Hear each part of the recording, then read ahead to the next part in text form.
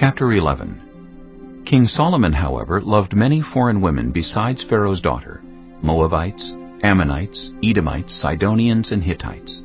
They were from nations about which the Lord had told the Israelites, "You must not intermarry with them, because they will surely turn your hearts after their gods."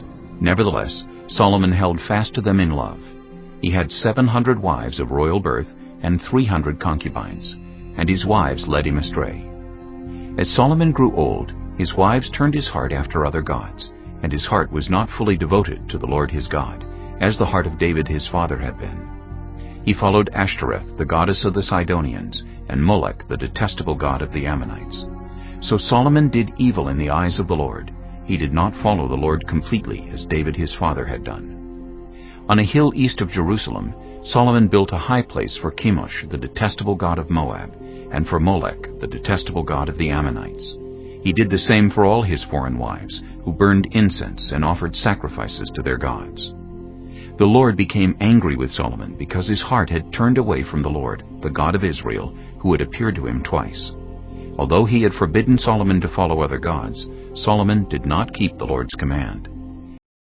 So the Lord said to Solomon, "Since this is your attitude, and you have not kept my covenant and my decrees, which I commanded you, I will most certainly tear the kingdom away from you and give it to one of your subordinates.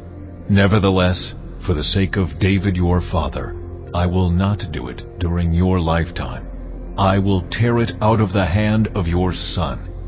Yet I will not tear the whole kingdom from him, but will give him one tribe for the sake of David my servant, and for the sake of Jerusalem, which I have chosen."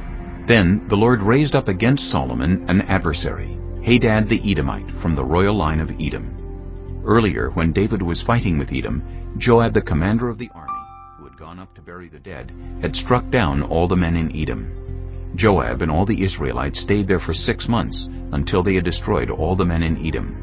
But Hadad, still only a boy, fled to Egypt with some Edomite officials who had served his father.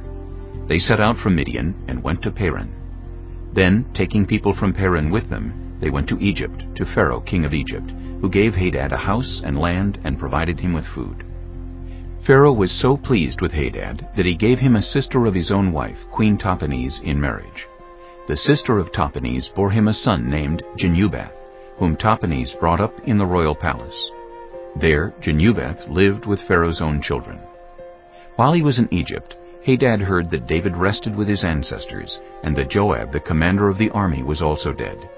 Then Hadad said to Pharaoh, "Let me go, that I may return to my own country." "What have you lacked here that you want to go back to your own country?" Pharaoh asked. "Nothing," Hadad replied. "but do let me go." And God raised up against Solomon another adversary, Rezon, son of Eliada, who had fled from his master, Hadadezer, king of Zobah. When David destroyed Zobah's army, Rezon gathered a band of men around him and became their leader. They went to Damascus, where they settled and took control. Rezon was Israel's adversary as long as Solomon lived, adding to the trouble caused by Hadad. So Rezon ruled in Aram and was hostile toward Israel. Also, Jeroboam, son of Nebat, rebelled against the king. He was one of Solomon's officials, an Ephraimite from Zerida, and his mother was a widow named Zeruiah. Here is the account of how he rebelled against the king. Solomon had built the terraces and had filled in the gap in the wall of the city of David his father. Now Jeroboam was a man of standing, and when Solomon saw how well the young man did his work, he put him in charge of the whole labor force of the tribes of Joseph. About that time, Jeroboam was going out of Jerusalem, and Ahijah the prophet of Shiloh met him on the way, wearing a new cloak. The two of them were alone out in the country, and Ahijah took hold of the new cloak he was wearing and tore it into 12 pieces. Then he said to Jeroboam, "Take 10 pieces for yourself, for this is what the Lord, the God of Israel, says. See, I am going to tear the kingdom out of Solomon's hand and give you 10 tribes. But for the sake of my servant David, and the city of Jerusalem, which I have chosen out of all the tribes of Israel, he will have 1 tribe. I will do this because they have forsaken me and worshipped Ashtoreth, the goddess of the Sidonians, Chemosh, the god of the Moabites, and Molech, the god of the Ammonites, and have not walked in obedience to me, nor done what is right in my eyes, nor kept my decrees and laws as David, Solomon's father, did. But I will not take the whole kingdom out of Solomon's hand. I have made him ruler all the days of his life for the sake of David, my servant, whom I chose, and who obeyed my commands and decrees. I will take the kingdom from his son's hands and give you 10 tribes. I will give 1 tribe to his son, so that David, my servant, may always have a lamp before me in Jerusalem, the city where I chose to put my name. However, as for you, I will take you, and you will rule over all that your heart desires. You will be king over Israel, if you do whatever I command you, and walk in obedience to me, and do what is right in my eyes, by obeying my decrees and commands, as David my servant did. I will be with you.